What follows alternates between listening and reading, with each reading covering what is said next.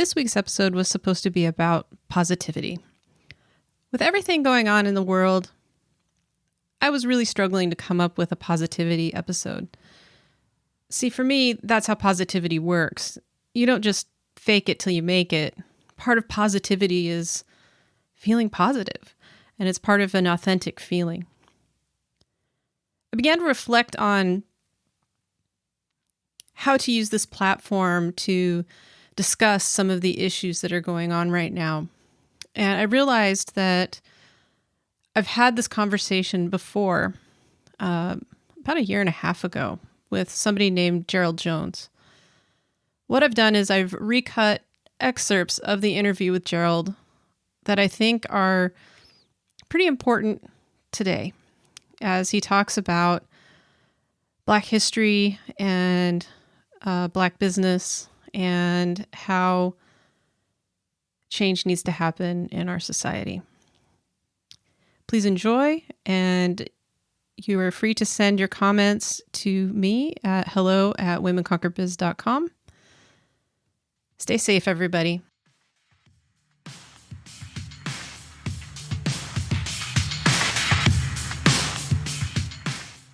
Hi, my name is Jen McFarland. I'm the founder of Women Conquer Business. I have over 25 years of training, teaching, and executive experience in leadership, strategic project planning, and digital marketing. Each week on the Women Conquer Business podcast, we teach you how to help you and your business thrive. Are you ready? Let's go forth and conquer.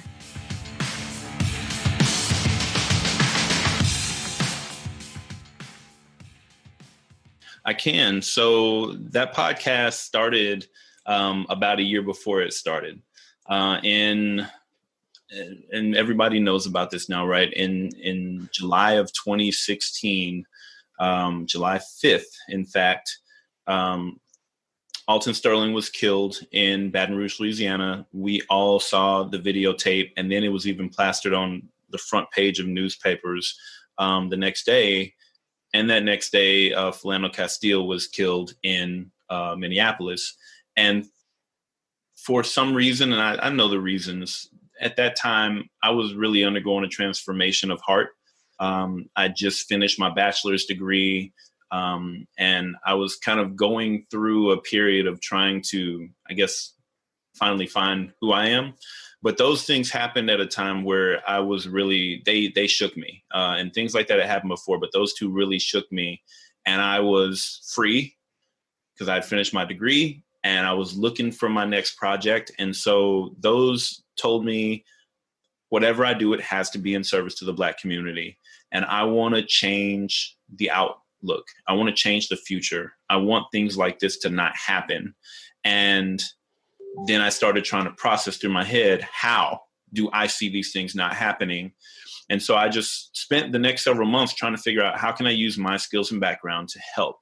And eventually I started listening to podcasts. I found one called The Black Entrepreneur Blueprint.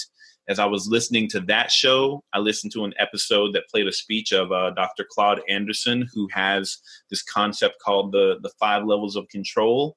That first level being control of economics. And then I was like, okay, so if we can figure out a way to take control of the economy, then we can have more people with jobs. We can build more wealth. We can start investing in our communities.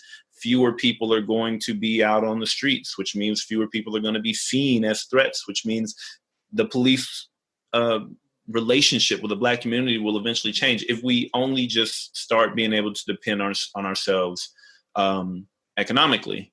So that was when I started connecting with people who are all about this Buy Black movement. And the idea came to me for the podcast, and I immediately said, somebody's already doing that. That's too big a thing that people are talking about for there not to be a Buy Black podcast. So I went searching. There's no Buy Black podcast. And I was like, okay, so maybe a thing. And then I went to a blog and I found 20 Black business owners and their emails for different articles of, new businesses that were out. And I literally sent 20 cold emails to people I'd never heard of before that basically said, hey, I'm Gerald. You don't know me. I've got an idea. Would you want to be a part of it? And 20 cold emails to business owners. I got 10 responses. And of those 10 responses, I got 5 that said, yes, absolutely. So I'm like, I don't know much about marketing, but that's definitely a really high conversion rate. I must be onto something. And so I just went full bore and set everything up for the podcast, and, got the Libsyn hosting and got the cover art made and came up with a structure and everything, and then did my first interviews. And I did the interviews a little bit in advance, but I debuted the first episode on July 5th, 2017, specifically because, the show was hatched by that event, and I wanted to make sure that I launched the show on the anniversary of that event. In Tulsa, Oklahoma, in the early 1900s, there was a community called Greenwood, and that was a segregated Black community in Tulsa, Oklahoma, that because of segregation, all the Black people there had to buy from Black-owned businesses. And so in that community, there were lawyers, there were doctors, there were bus lines, there were hospitals, there were schools. There was so much money flowing through the Greenwood community over and over and over again that there was massive wealth that was built within this small Black community, because the money came in and then the money just kept turning over and it kept growing, and it became one of the richest communities in the United States. Well, in June, actually, I think it was June 19th, 20th, and 21st of 1921, there was, they call it a riot, but it wasn't a riot. It was a massacre where one of the things that happens in history is, a woman accused a Black man of something. And because of that accusation, the community just said, well, let's just go in and kill everybody. And they burned down the entire community. And so they burned down what was called Black Wall Street at the time. And then the state of Oklahoma prevented outside entities from coming in and investing to rebuild it. So the community was burned to the ground. Over 300 people were killed. And then the state of Oklahoma prevented it from being able to build back up. So this idea, this terminology of we need to build the new Black Wall Street is a thing that, again, is part of kind of the culture of folks who are trying to empower the Black community. And that was how I originally started the show.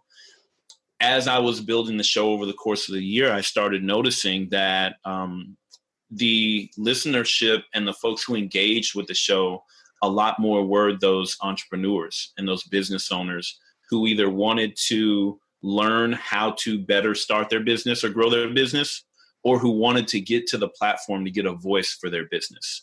And so I did have a lot of listeners who wanted to support Black-owned businesses, but far and wide, the folks who reached out and the folks who were engaging with the show and sharing the show, they were business owners who were just happy to hear the voices of other Black business owners like them, and who were reaching out to get on the show so they could get their voice heard. Because it's so hard for a small business without a whole lot of resources to get earned media.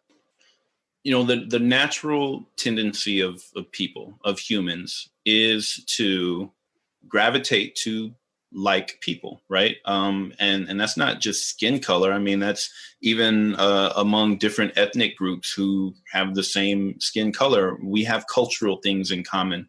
We have history in common. We've been educated in a way where we just get each other. Our vernacular is the same. Like, all of these things are there. And in every other culture in society, and I mean, even within the United States, there's a link back to something that draws people together. If you look at every immigrant population in the United States, within 2 generations of that immigrant population coming to the United States, they have completely assimilated. They have completely become a part of the economy, even while those populations still have economic sectors and businesses that are tied to their culture. And other people in the United States go to specific places where those people live in order to consume the authentic culture. And company or businesses within those communities are built and up by the people in the community.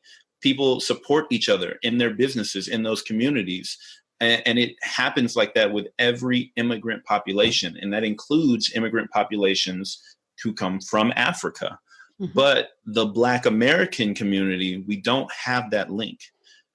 And the links that we have tried to reestablish over decades, for a long time, they kept getting ripped apart.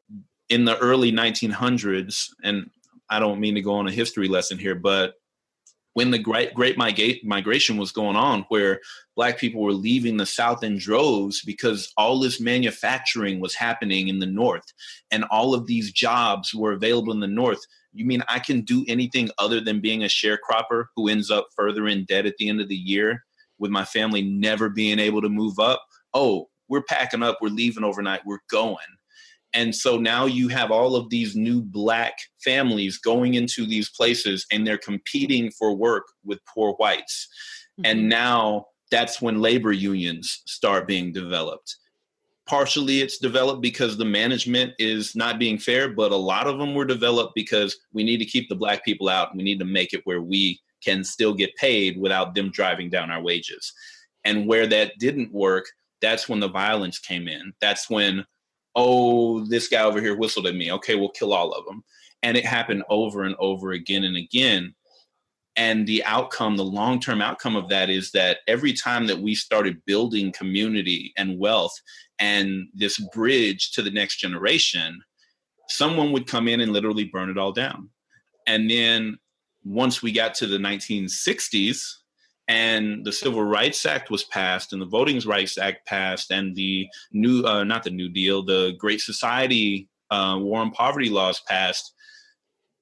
Through integration, we lost whatever entrepreneurship and business ownership was left, because now it became a symbol of status to say, I don't have to shop in this Black-owned business. Mm-hmm. I can shop where white people shop. So now even within the Black community, there was no sense of, I need to take care of my neighborhood first. We need to take care of each other first. For so long, this group of people had been shut out that it became a psychological and an emotional need to be seen as part of. And that meant if I can buy from you, that means that I'm part of you, not realizing that they were literally killing all the businesses that were supporting their community. And so that's where we've been for the last 50 years. And we have to educate people of just how important it is that the Black community has that sense of support economically, both within the community and from outside the community, as every other group in the United States has. Because you will go, say you live in the Bay Area, you will go to Chinatown so that you can consume authentic Chinese goods. People don't go into the Black community to consume authentic Black American goods. They go to other companies who assimilate our culture and then sell it back to us, and they give them the money because they want to look like it, but they don't want to actually go to where we are and consume it from us. And so it's an internal need to reestablish the importance of community, and then it's an external need to set the precedent of, this is how you interact with every other group and their goods, services, and authentic culture. We need to normalize that this is how the Black American community is interacted with as well, both internally and by everybody else. It's a long road. Mm-hmm. And, you know, one of the things that has really helped me, and one of the things that I think that really helps African American people, especially in business or actually just anywhere, is when you have a lot of friends who are African immigrants, mm-hmm. and you can sit and listen to them as a Black person and how they see us. If they'll tell you the truth, most of them pity the Black American because we don't see that we are still connected, that we still have a link. They know that they have that link back to Africa. And they know that if we could open our eyes and see that connection, that we could have that link too. But our mind frame has been so warped through slavery and then not official slavery and then 400 years of oppression. Right. 400 years of oppression will do that to you. Right. Yeah. Generations of it. And so now we don't see the connection. And it's a world of, I wish they could see what's right in front of them, but we have to rebuild it. It's been gone for generations. So what I have done a lot over the last year or two is I've tried to look at a lot of comparisons between racism and sexism, because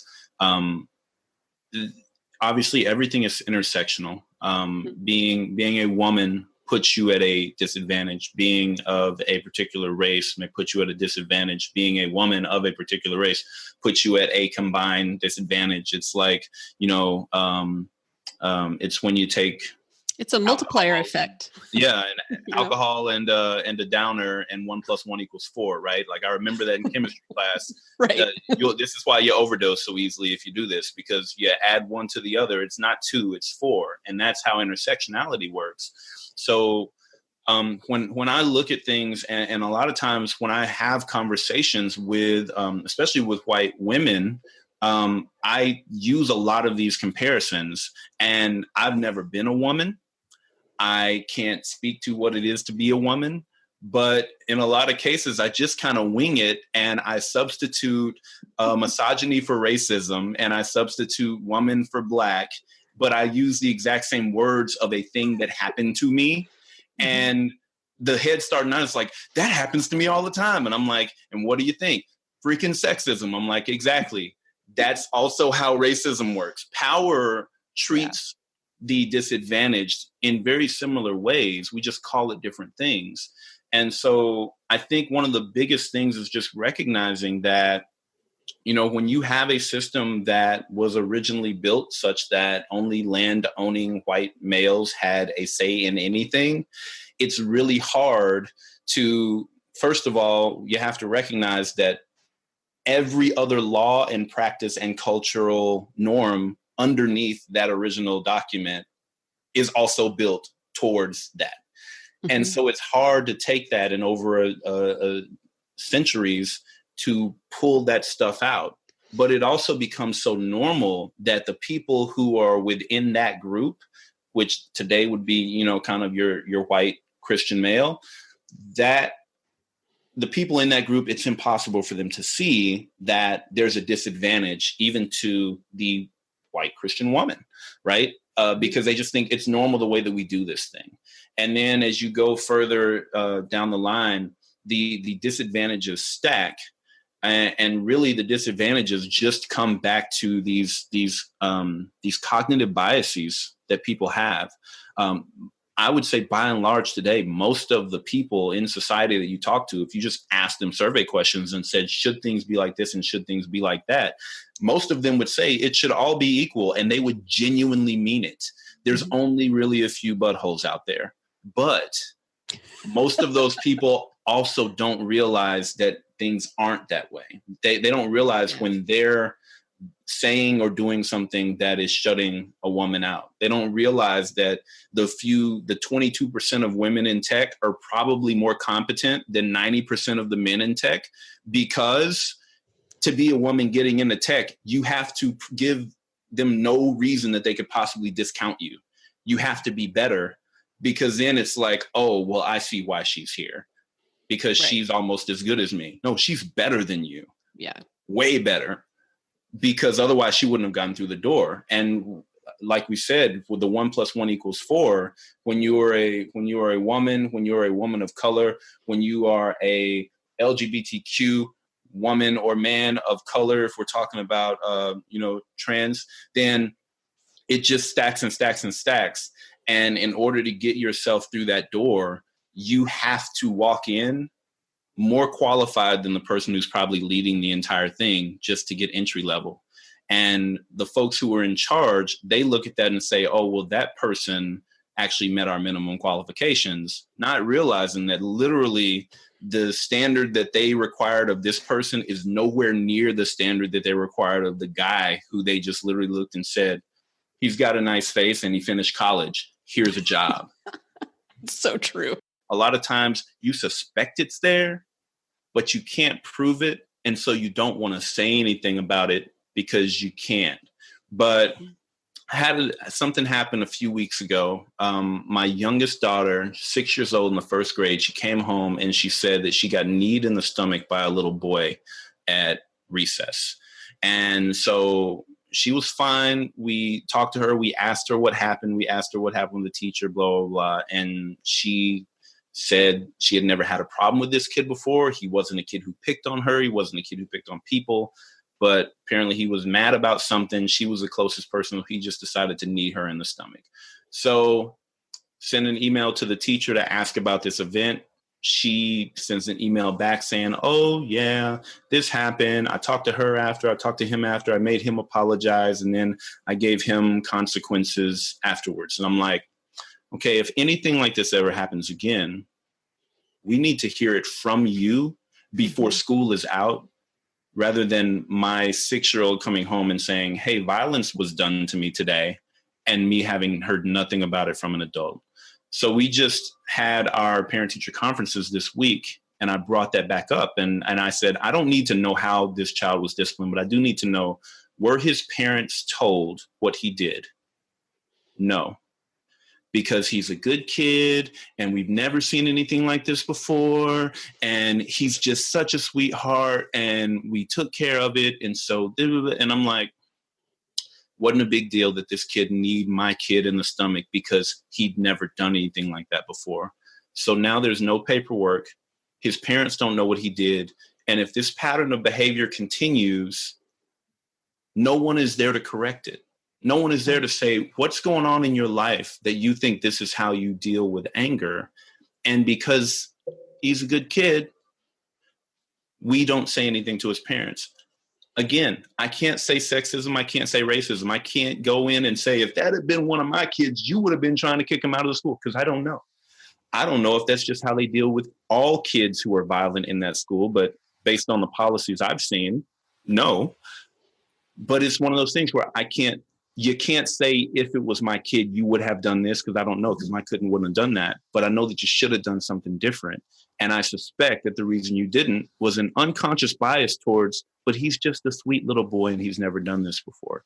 Those types of things eat at you, because if you go and make accusations, you're the butthole, right? And it's right. Like that with kids. It's right there as an adult. It's like that when you're in your own business and things happen to you. And that is it's psychologically draining. You don't realize in your mind the decisions you're making are already colored by 400 years of history. Yeah. It's just ingrained in us, and opening people's eyes to that, especially when they're on the privileged side of it, sparks usually a very violent response to that. Nobody wants to be told you're doing this because of something that you don't even realize is inside of you, because it hurts to be told that somewhere in you is this predisposition, because we all want to think we're good people, and good people have predispositions that were there before they ever even knew that they were picking this up from TV, from parents, from friends of parents, from wherever. It just becomes normalized. It's always got to be an internal thing for it to work. A man going to tell a woman you've done something wrong, or a woman going to tell a man you've done something wrong, is not going to be met the same way as another man or another woman coming and pulling them to the side and saying, look, this is what it is. They still won't want to hear it, but the reaction won't be so violent, and they'll actually go back and reflect. And the reflection is where the change starts happening. Nobody else sees that, but you first got to get them in a place where they're actually thinking about the thing from a different perspective, because you put that seed in their head. That has to come from somebody in the same demographic. We need more people, we need more men going to other men and saying, that was jacked up. Here's why. You need to change this about yourself. And being willing to take the backlash at the moment, but stand your ground and then let that person go on, because if they're a human, they will reflect on it and small change will start happening. Thank you for listening to the Women Conquer Business podcast. If you're wondering, what's next? Here are a few suggestions. If you love the show, be sure to subscribe. If you want to follow me on social media, you can find Women Conquer Business on Facebook, LinkedIn, and Pinterest. And finally, if the episode today brought something up for you and you need to talk, email me at hello@jenmcfarland.com. The Women Conquer Business podcast is written and produced by Jen McFarland and Foster Growth LLC in beautiful Southeast Portland, Oregon. Thanks again for listening.